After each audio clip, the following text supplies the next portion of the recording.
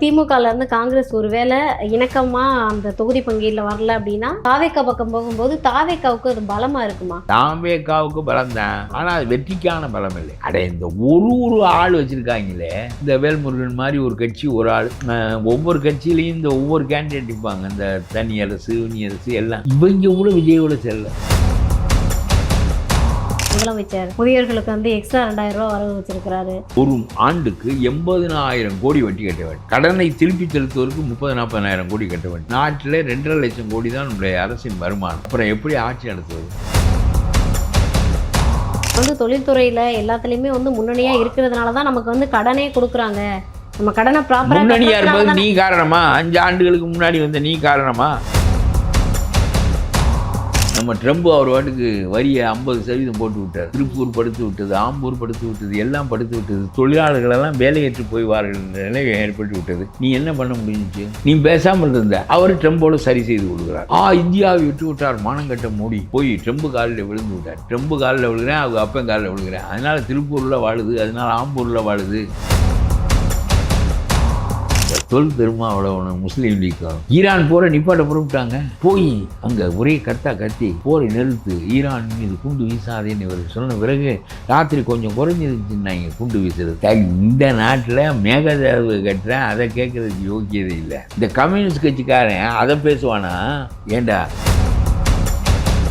ஈரானில் போரை நிறுத்த திருமாவளவன் புறப்பட்டு விட்டார். வேங்கை வயல் பிரச்சனைக்கு போக மாட்டார். இல்லை, வேங்க வயலில் மலத்தே கலந்துட்டான், குடி தண்ணி இல்லை. அம்பேத்கர் காலத்தில் கூட இந்த கொடுமை கிடையாது. அதை என்னன்னு கேட்கறதுக்கு உனக்கு இந்த ஸ்டாலின் அரசாங்கத்தில் துப்புல தப்பு செஞ்சவனை தண்டிக்க உன்னால் முடியல.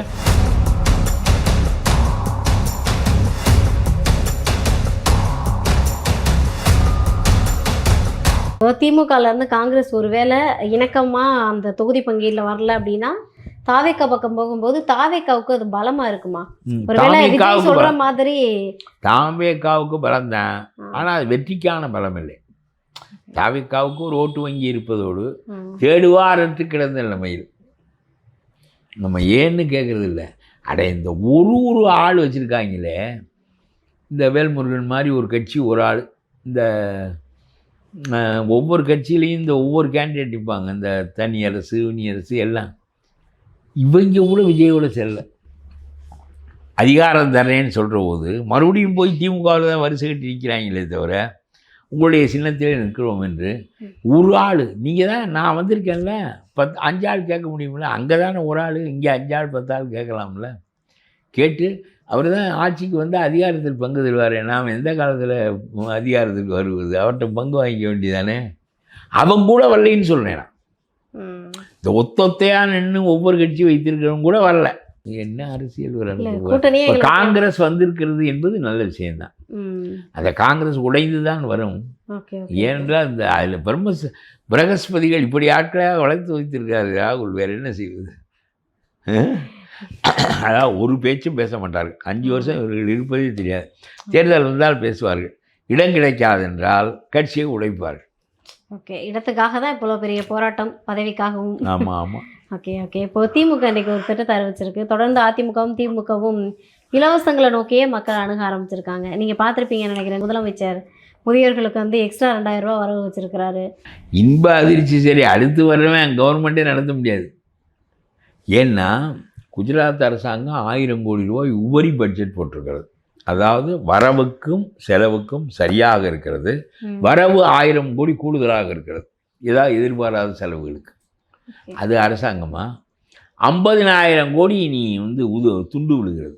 உன்னுடைய பட்ஜெட்டில் உனக்கு வருமானம் ஒரு 30,000 40,000 என்றால் 10,000 துண்டு விழுந்தால் எப்படி நடத்துவாங்க? இவர்களுக்கு 50,000 துண்டு விழுந்திருக்கிறது. ஒரு ஆண்டுக்கு 80,000 கோடி வட்டி கட்ட வேண்டும். கடனை திருப்பி செலுத்துவதற்கு 30-40,000 கோடி கட்ட வேண்டும். நாட்டில் 2.5 லட்சம் கோடி தான் நம்முடைய அரசின் வருமானம். அப்புறம் எப்படி ஆட்சி நடத்துவது? அடுத்து வருகிறவன் எப்படி இதெல்லாம் சமாளிப்பான்? நீ பாட்டுக்கு உங்கள் அப்பா விட்டு பணம் மாதிரி பேசிவிட்டு எடுத்து கொடுத்து விட்டு போய்விட்டாயே. நீ என்ன செய்தாய்? கடன் வாங்கினாய், இவர்களுக்கு இலவசம் கொடுத்தாய். வேறு என்ன செய்தாய்? உனக்கு என்ன திட்டம் இருந்தது? புதிய திட்டங்கள் என்ன? வழக்கமாக போடுகிற சின்ன சின்ன ரோடுகள், அதுவும் பெரிய சாலைகளையெல்லாம் மத்திய அரசாங்கம் போடுகிறது. 4 வழி சாலைகளையெல்லாம் நீ ஏதோ ஒரு ஓரத்தில் இங்கிட்டு கொஞ்சம் போட்டு கொள்கிறாய். என்ன கவர்மெண்ட் நடத்துக்கிற? வரி வசூல் பண்ணுகிறாய், இலவசம் கொடுக்குறாய். இதை தவிர உன்னுடைய அரசாங்கத்தில் வேறு என்ன முன்னேற்றம் இருக்காது? ஆகவே 80,000 கோடி வட்டி கட்டுகின்ற அரசு ஒரு அரசா? விடிந்தால் எழுந்தால் அடுத்து வர்ற அரசாங்கம் வட்டி கட்டுவதற்கு தான் சரியாக இருக்கும். முதலில் கொஞ்சம் கொடுக்க வேண்டும்ல. அப்புறம் மக்களுக்கு என்ன செய்வது? நீ சட்டி முட்டியெல்லாம் கொடுத்து விட்டு போய்விட்டா இன்னும் வருகிறவன் மரக்குச்சி கூட கொடுக்க முடியாது. இல்லை, அதாவது நம்ம வந்து தொழில்துறையில் எல்லாத்துலேயுமே வந்து முன்னணியாக இருக்கிறதுனால தான் நமக்கு வந்து கடனே கொடுக்குறாங்க.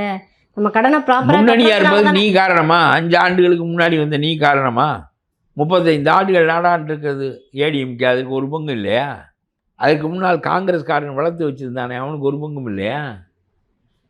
இந்த 4.5 வருஷத்தில் வந்து நீ எல்லாத்தையும் செய்து விட்டாயா?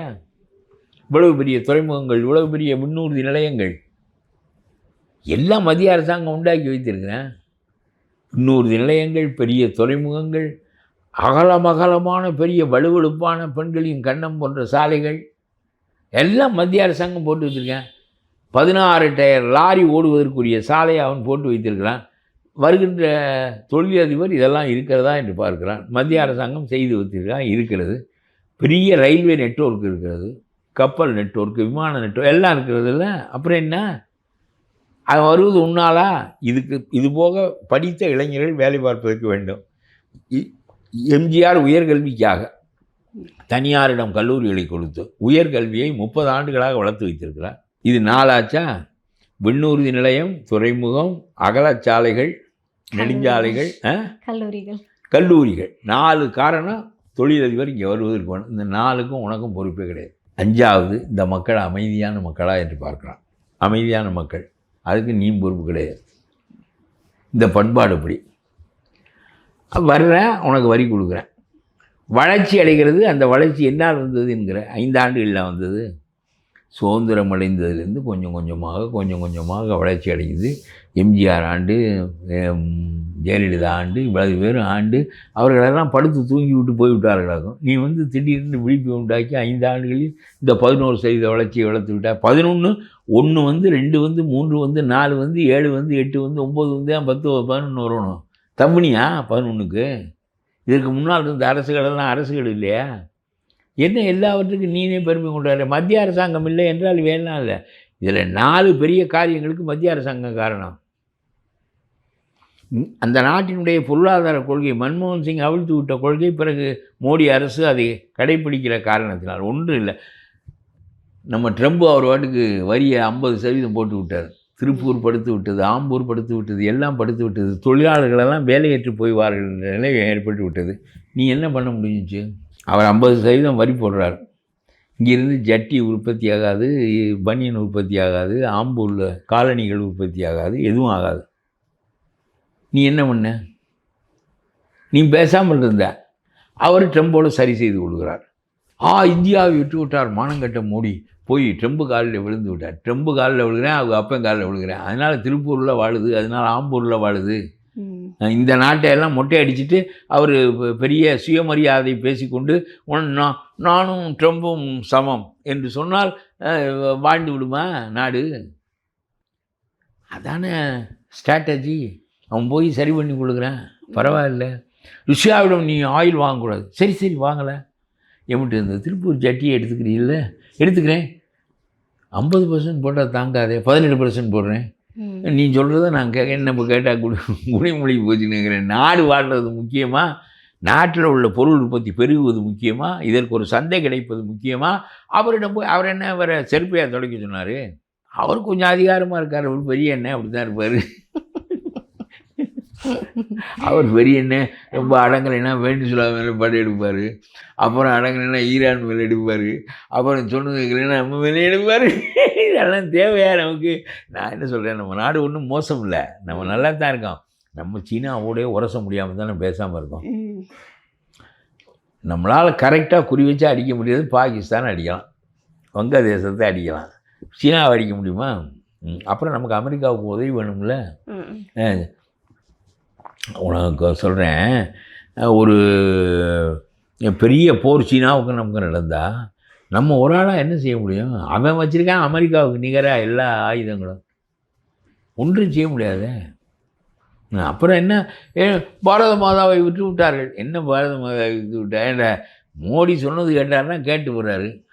அண்ணன் சத்தம் இருங்க, அண்ணன் குளிச்சுக்கிட்டு இருக்காரு வரட்டும்னா இருக்கேன் வரட்டும், அண்ணன் வரட்டும். பெரிய அண்ணன் இல்லை அவங்க, நான் உலகத்துக்கே பெரிய அண்ணன் அவர் விட்டு டாலர் தான் உலகத்துக்கே பெரிய ரூபா.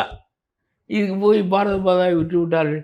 நம்ம நாட்டையெல்லாம் ஏற்றுமதியெல்லாம் விட்டு எல்லாம் பண்ணிவிட்டு மக்களையெல்லாம் பட்டினி போட்டு விட்டு மோடி அப்படி நானும் equal to Trump, who is he to order me, what nonsense all these things அப்படின்னு பேசிக்கிட்டு இருந்தால் நாடு வாழ்ந்துருமா? ஆனால் இந்த நாடு இருக்கே ரொம்ப வேடிக்கையான நாடு. இந்த தொல் திருமாவளவனும் முஸ்லீம் லீக்கும் நேற்று அமெரிக்க அலுவலகத்துக்கு முன்னாடி ஈரான் போரை நிப்பாட்ட புறப்பட்டாங்க. போய் அங்கே ஒரே கத்தி போரை நிறுத்து, ஈரான் மீது குண்டு வீசாதேன்னு இவர் சொன்ன பிறகு ராத்திரி கொஞ்சம் குறைஞ்சிருந்துச்சுன்னாங்க குண்டு வீசுறது. இந்த நாட்டில் மேகதாது கட்டுறேன், அதை கேட்குறதுக்கு யோக்கியதை இல்லை. முல்லை பெரியாரில் மராமத்து செய்ய விட மாட்டேங்கிறான், மண்ணை அள்ள விட மாட்டேங்கிறான், மரத்தை வெட்ட மாட்டேங்கிறான், சாமான்களை கொண்டு போகிறதுக்கு மரத்தை வெட்டுறான், வெட்ட மாட்டேங்கிறான். 15 வருஷமாக சுப்ரீம் கோர்ட்டுக்கு போய் கதவை தட்டி அவனும் வெட்டுன்னு சொல்லி இன்றைக்கி வரலும் வெட்ட மாட்டேங்கிறான். இந்த கம்யூனிஸ்ட் கட்சிக்காரன் அதை பேசுவானா? ஏண்டா தேசிய கட்சிக்கு உங்களுக்கு ஏதாவது கொள்கை இருக்கா? நதிநீர் பிரச்சனையில் கொள்கை இருக்கா? எல்லா நாடும் சமமாக ஒரு கிராமத்தில் ஒழுங்காக கம்மா நீரை பிரிச்சுக்கிறான். 10 ஏக்கர் ஒருத்தன் வச்சுருப்பேன், 1 ஏக்கர் ஒருத்தன் வச்சுருப்பேன், ஒருத்தன் தலைமடையில் இருப்பேன், இன்னொருத்தன் கடைமடையில் இருப்பேன். டபக்குன்னு அவனுக்கு பாஞ்சிடும், இவனுக்கு பாயாது, எல்லாம் சமமாக தீர்த்துக்குவாங்க. அங்கே தண்ணி 1 ஏக்கருக்கு பாயிறதுக்கு தான் இருக்குன்னா மொத்தம் விவசாயி 58 பேர் இருக்கான்னா 58 பேருக்கும் ஆளுக்கு 1 ஏக்கர் தான் பாயும். 10 ஏக்கர் வைத்திருக்கவனுக்கு 9 ஏக்கருக்கு பாயாது. புரியுதா அவனுக்கு? 1 ஏக்கருக்கு எல்லாருக்கும் பாயும், எல்லாருக்கும் ஆளுக்கு 1 ஏக்கர் தண்ணி. 10 ஏக்கர் வச்சுருக்கவனுக்கு கிடையாது, 9 ஏக்கருக்கு கிடையாது. சோறுங்கிறதுக்கு முதல்ல தண்ணிடா, அப்புறம் நீ இருப்பு வைக்கிறதுக்கு வியாபாரம் பண்ணுறதுக்கெல்லாம் அப்புறம் பார்ப்போம். கிராமத்தில் தீர்த்துக்க தெரியுது. இந்த பிரச்சனையை தீர்க்கிறதுக்கு உனக்கு சக்தி இல்லை. இந்த காங்கிரஸ் மேகதாதுவில் அணை கட்டுறேங்கிறேன், நீ ஏன்டா உன்னோட எனக்கு என்ன கூட்டுன்னு கேட்கணுமா இல்லையா? அந்த ஸ்டாலின் இந்தியை கொண்டு வந்து விடுவாராம், சனாதனத்தை கொண்டு வந்து விடுவாராம். நம்ம திருமாவளவன் ஸ்டாலின்லாம் பேசுகிறோம். அதனால் நாட்டினுடைய பண்பாடு கட்டு விடுவான். பண்பாடில் குடிக்கிற தண்ணியை கட்டு போயிடும்ல. விவசாயத்துக்கு தண்ணி கிடையாது, குடிக்கிறதுக்கு தண்ணி கிடையாது. அவன் மேகதாதுவை கட்டுறேங்கிறான். முதல்ல போய் அவனோட என்னென்னு கேட்பியா?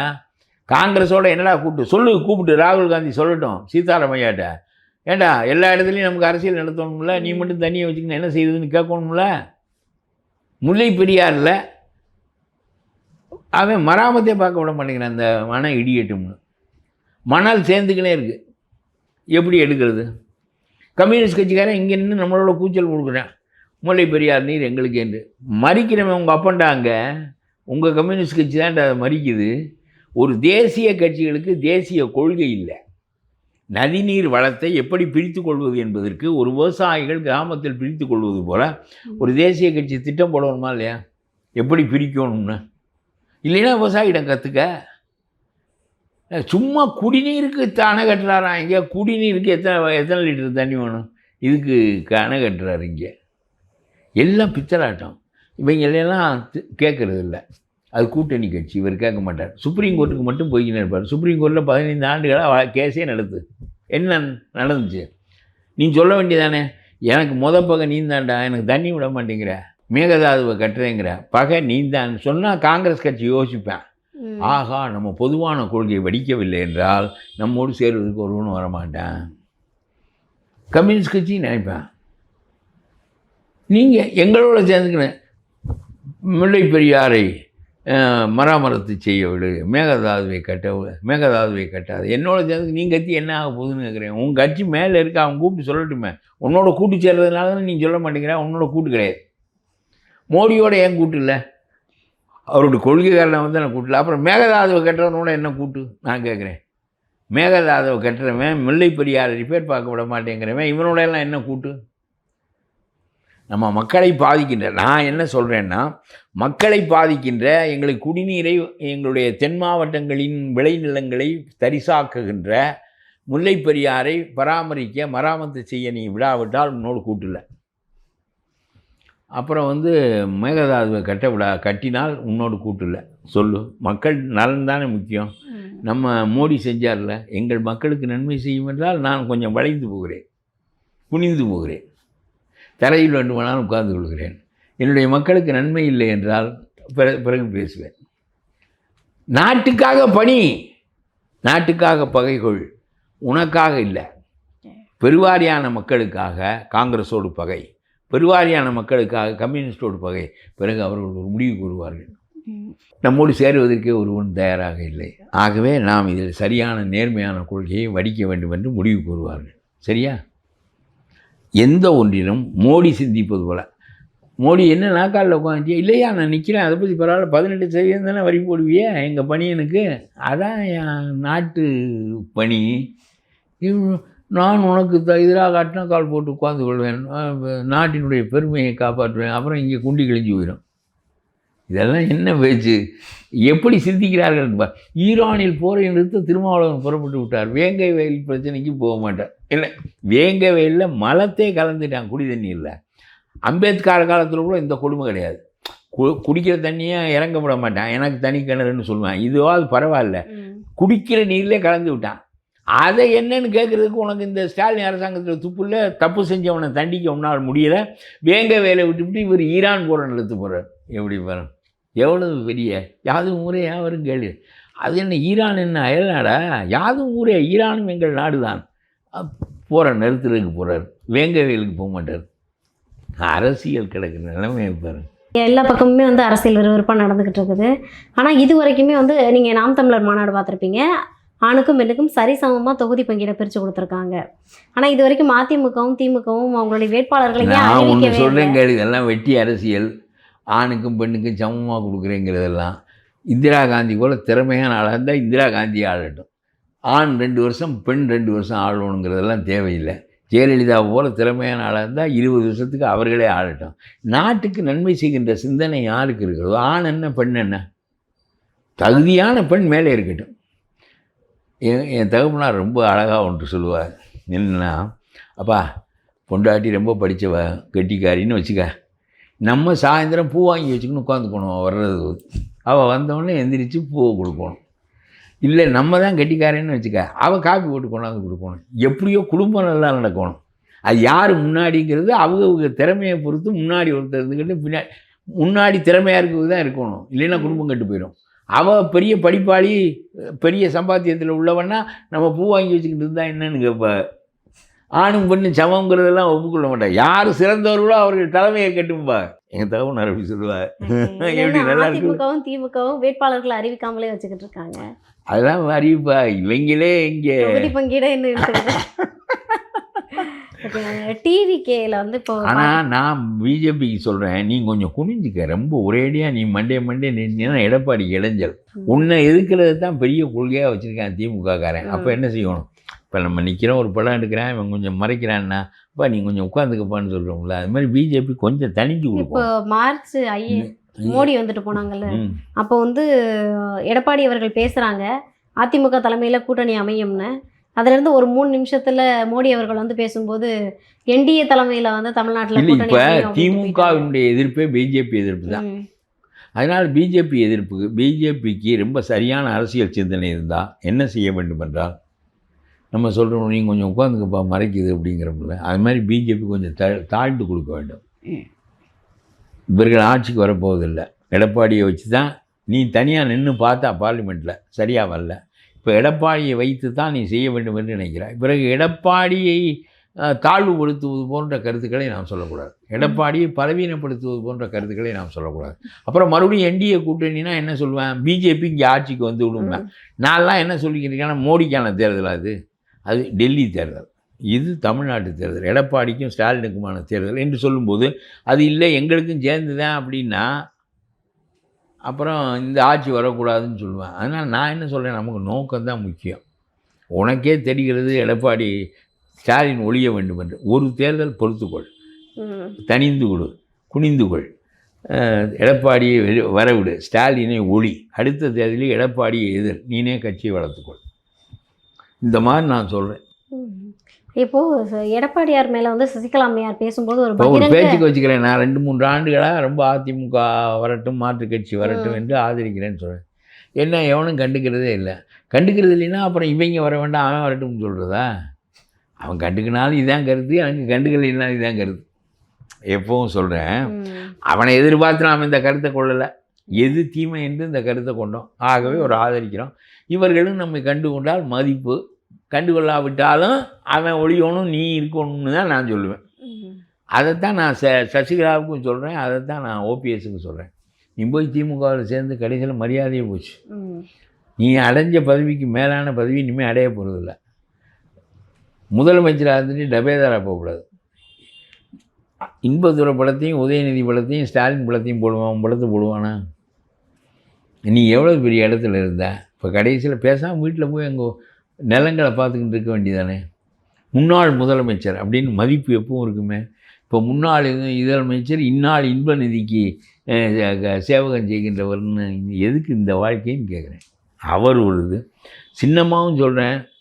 உங்களுடைய கோபதாபங்களில் எடப்பாடி அதை செய்தார் இதை செய்தார் எனக்கு இடைஞ்சல் செய்தார் இல்லை நான் தான் அவரை தூக்கி வைத்தேன் என்பதெல்லாம் ஒரு பக்கம் இருக்கட்டும். எது நியாயம்?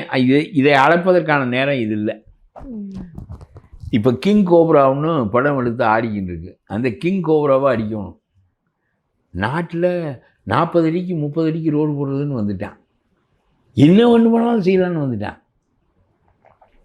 எவ்வளவு உச்ச நீதிமன்றம் உத்தரவு போட்டாலும் நேருவை கைது செய்ய மாட்டார்கள், வழக்கு பதிய மாட்டார்கள். எல்லா சட்டங்களும் முடக்கப்படும் இந்த ஆட்சியின் கீழே. அவர்களுடைய மந்திரிகள் என்ன தவறுகள் வேண்டுமானாலும் வெளிப்படையாக செய்யலாம். ஏனென்றால் ஆட்சி அவர்கள் கையில் இருக்கிற காரணத்தினாலே சட்டத்தை நிறைவேற்றுகிற அதிகாரமும் அவர்கள் கையில் இருக்கிறது. கோர்ட் சொன்னாலும் கேட்க மறுக்கிறார்கள். இப்பொழுது அவமதிப்பு வழக்கு போட வேண்டியிருக்கு. கோர்ட் அவமதிப்பு வழக்கு தானாக நேருவின் மீது நடவடிக்கை எடுக்க மாட்டார்கள். பிறகு அவமதிப்பு வழக்கு போட்டு சீஃப் செக்ரட்டரியை கொண்டு வந்து கூண்டில் நிறுத்தி இப்படியே காலம் ஓடிக்கொண்டே இருக்கும். அதுக்குள்ள தேர்தல் முடிந்துவிடும். இந்த ஆட்சி அகற்றப்பட வேண்டும். ஆகவே நம்முடைய கோபதாபங்களை எல்லாம் நாம் கொஞ்சம் காலம் அடக்கி வைத்துக் கொள்வோம். நமக்கு எல்லாருக்கும் கோபதாபங்கள் இருக்கிறது, ஆசைகள் இருக்கிறது, எல்லாம் இருக்கிறது. சின்னமாக ஒருவரும் கூப்பிடவில்லை என்றாலும் ஒரு காரில் கொடியை கட்டி கொண்டு மைக்கை கட்டி கொண்டு ஸ்டாலின் ஆட்சி தீய சக்தி, எம்ஜிஆர் காட்டிய தீய சக்தி, ஜெயலலிதா காட்டிய தீய சக்தி, இதை ஒழிக்க வேண்டும் என்று பேசிவிட்டு வீட்டில் வந்துருங்கள். தானாக எடப்பாடி அப்புறம் மக்கள் சொல்லுவார்கள். முதலில் முதலமைச்சராக்கினார், 2வது முதலமைச்சராக்குவதற்கு சுற்றுப்பயணம் வந்தார், முதலில் முதலமைச்சராக்கினார், இப்பொழுதும் முதலமைச்சராக்குவதற்கு சின்னமாக காரணம் என்று சொன்னால் உலகம் உங்கள் பின்னால் நிற்கும், உங்களுக்கு உரிய இடம் வழங்கப்படும். நான் சொல்லுகிறேன், இது என் சொந்த கருத்து. நீங்கள் எந்த காரணம் கொண்டும் திமுகவுக்கு உதவுகின்ற வகையில் நீங்கள் யாரும் செயல்படக்கூடாது. எடப்பாடி இவர்களை கூப்பிடவில்லை என்பது முக்கியமில்லை.